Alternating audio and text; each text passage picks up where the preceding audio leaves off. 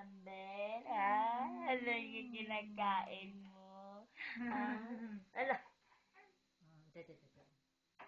Nagalit naman siya. Bakit niya tinayo? Ay, hindi pa rin niya tapos kumain eh. ano kinakain mo?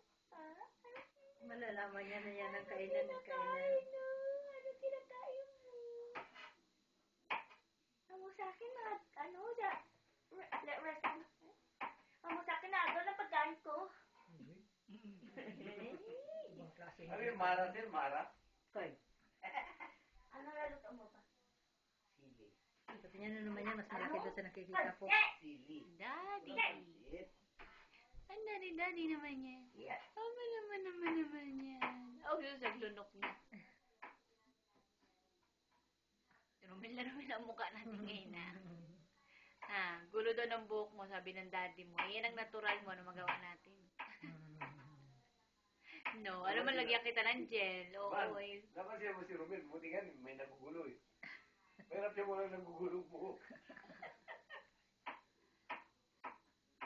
Okay. Tapos na ang ating experiment. Ang test.